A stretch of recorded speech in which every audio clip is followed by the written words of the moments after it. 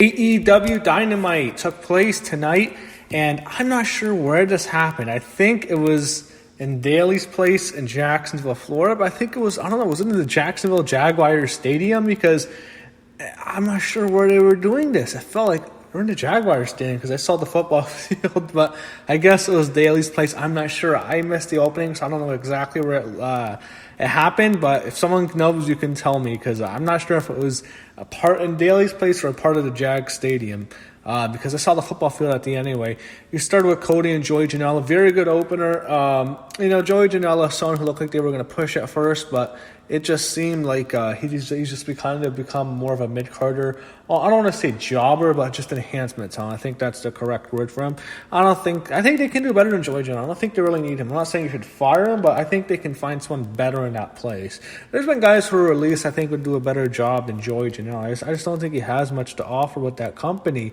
Guys, I think of Joey Janela, Kip Sabian almost, even though I love Penelope, but maybe you can keep him because of Penelope. But Janela, Sabian, Sean Spears, I'd certainly put in that category. Veterans that just don't offer too much. I think they can do better in those spots. Anyway, Cody won. Solid match, very enjoyable. Cody's very good. Had a damn good opener, and I enjoyed it. I also thought Jim Ross, Excalibur, and Tony Schiavone are good on commentary. I think they're all doing well. I want to give them credit. Video package with the women's division. Nyla Rose comes out. She cuts a generic promo. She's awful. She kills this young girl, Kenzie Page. Nothing much here. It was just a massacre. We'll see what they do with Nyla Rose. MJF cuts a promo. I think he's just, I don't know. I think, I feel as though MJF, they should have got the belt by now. I think he's stale. I find him stale. I thought he was the hottest star in wrestling about 3-4 months ago when he was whipping Cody in the back with the belt. Now I feels like, he's kind of he's just there now. Sean Spears video promo. I don't care about Sean Spears. I'm sorry. I don't care. I do not care about him. Go back home to Peyton Royce. I'm sorry, Sean Spears. I don't want to see him on my TV screen. There's a reason they did nothing with him in WWE's Ty Dillinger. He has nothing. He's boring as fuck. He's not. He's just one of those guys who's always there. He offers nothing. All right. Joey Janela and Kip Sabian offered more. I mean, Kip Sabian, you can just keep him there to see his girl every week, but fuck, Sean Spears offers nothing. They show Tony Schiavone interview Sean Spears and MJF in the crowd. Don't care much for this. John Moxley against Frankie Kazarian. Very good matchup. Kazarian's a good veteran. Moxley's one of the best in the business when he's really on. I feel as though Moxley, when he was Ambrose in the WWE, I felt like he always was phoning it in especially the last couple of years. Now, I heard his interview with Jericho. I understand why he was so angry, but it felt like he was just always phoning it in. It seemed like he did not give a fuck, especially when he knew Reigns and Rollins were going to get the big push-ins and not him. It felt like he really was phoning it in, but he's working hard in AEW. He's a champ. He is the man. He's not getting the spotlight every week, but he is the guy. He's a champ. He really works hard. They did very well. I thought the match did really entertaining. Frankie's a good veteran wrestler. So is Mox, and I thought they did well here. After the match, the Dark Order comes in. They kill him. They beat him up, and then you have Chris Daniels and Scorpio Sky, of course, of SCU. They're friends, Kazarian. They make the save, but they get beat up too by the Dark Order, and then Brody Lee comes out, hits Daniels with a chair shot. He makes his way, and he hits the Discus Lariat on Moxley. It looks like John Moxley and Brody Lee is your match. Lee cut a promo. He rips into Moxley. He wants to destroy him. He wants to take his belt away. And I guess Moxley, after said all he had to do was ask. That's your match. I guess you have John Moxley and Brody Lee main eventing. What is it? Oh, no. Double or nothing. In front of an empty arena, of course. But, hey, that's a good main event. That is a main event.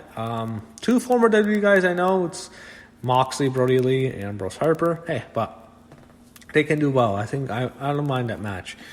We got a Brandy Rhodes video promo. She fires into Jake Roberts, and she would pay for it, to say the least. Lance Archer is with Jake Roberts. He takes on QT Marshall, who's being accompanied by Brandy.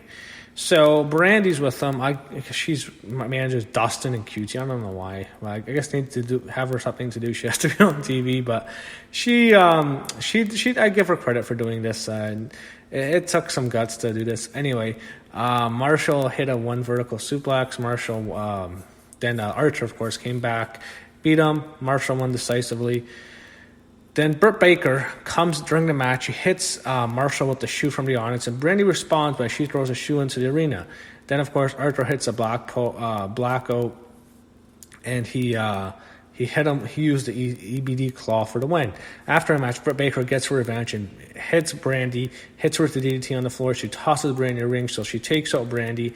Jake Roberts climbs into the ring with the snake, and then it was weird because QT Marshall grabbed her leg. Like, are they going to do something? I don't want to say it, but he grabs the snake, he puts her on her, he hugs her on her. It's kind of crazy. They do it like 3 times. It gets you still scared, even though it's Jake Roberts. He's been doing the snake thing. It's not the snake that almost killed Randy Savage, which traumatized many kids. that thing scares the fuck. I hate snakes. I'm horrified of snakes. I don't admit that, but some people with spiders, snakes fucking freak me out. I hate them. They're not. It doesn't have 2 arms, and anything that doesn't have 2 arms and 2 legs scares the shit out of me, to be honest. But seeing that on Brandy, he puts it on 3 separate times, and of course he takes it away. It's fuck, man. I would never touch a snake. I was the kind of kid, if they had in school and they had a snake, they'd bring in some guy from the science class, I wouldn't fucking touch that thing. And I was probably the biggest kid in my class. I ain't fucking touching those things. I hate snakes. But this was a well-done angle, and it gets, they don't do much angles like that. I thought they set it up well, and they made it personal. I was fine with it.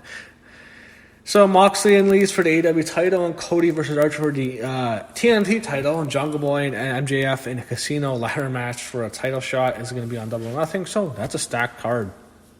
Taz interviews Darby Allin, Brody Lee against Christopher Daniels next week, Jurassic Express against Best Friends, Ricochet against Britt Baker versus Chris Statlander versus Penelope Ford for the 4 number 1 contenders match. I wish they would do more at Penelope Ford. They can make her. She should be the top star in my opinion. She's so attractive. Just do it. She has a lot. And they have a Jericho's against Pineapple Pete and a Jake Roberts Lance Archer promo. That's next week. Looks like a good card. This has been a damn good show. Main event was Chris Jericho and Sammy Guevara against Matt Hardy and Kenny Omega. No holds barred street fight. This was so awesome, and this was my favorite thing. So they fought between 2 arenas. They all were dressed like a street fight, not just like they're in a wrestling match, which was cool. There was some fights. They go into the entrance tunnel. Hardy, they used the Team Extreme. There was fights. They eventually go backstage, and they brawled next door.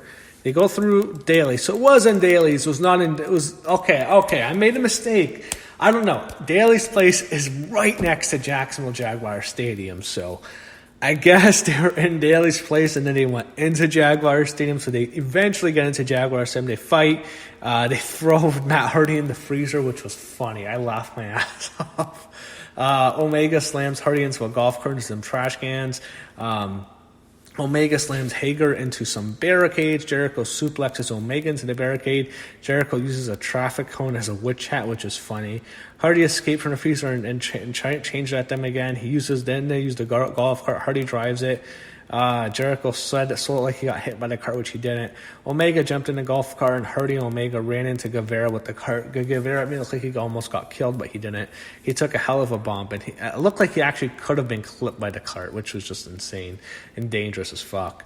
Omega climbs into a hydraulic lift, and with a spit, he's basically the hydraulic lift. Actually, it's beside 2 tables. He does the spectacular moonsault off the lift.